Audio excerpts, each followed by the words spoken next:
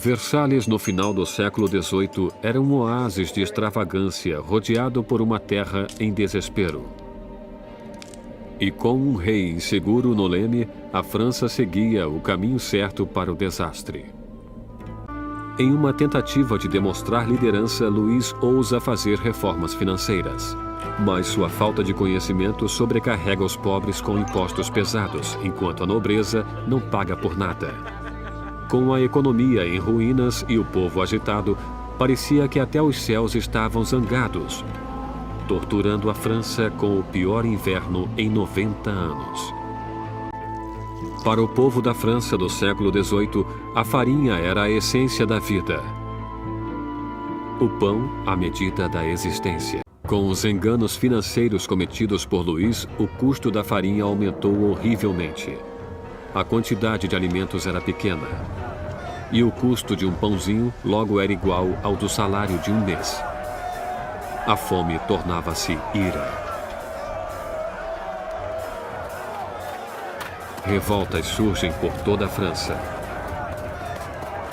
Casas são destruídas. Padarias são roubadas e os padeiros que não podiam mais vender o pão eram linchados.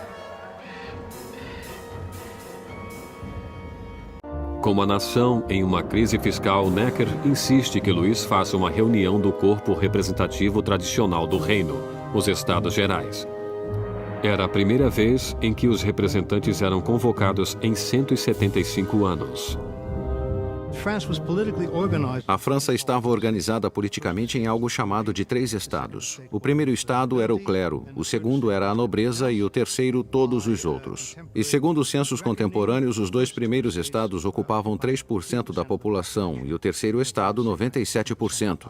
Muitos julgaram o fato injusto para com o terceiro estado, que era a maioria da população, ter somente 1/3 dos representantes. Sentiram que seria injustiça a existência de um parlamento com 3 câmaras, onde 2 delas, a nobreza e o clérigo, venceria nos votos o povo.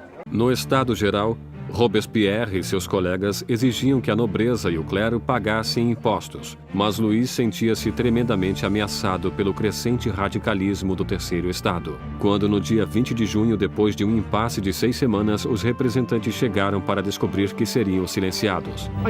No dia 20 de junho, quando os representantes chegaram para a reunião e encontraram as portas fechadas, suspeitaram de um complô. Passaram para outro local que chamaríamos de quadra de tênis e que, na verdade, era uma quadra de handball. Juntaram-se e juraram que não parariam de reunir-se até terem uma nova Constituição. Os representantes declararam uma nova Assembleia Nacional, os verdadeiros representantes do povo da França. Como um ato de desafio revolucionário, nasceu a Assembleia Nacional. Será uma comunhão de vozes de todo o país, um corpo parlamentar executando a vontade do povo. Mas tirar o poder do rei não seria tão fácil quanto assinar uma simples proclamação.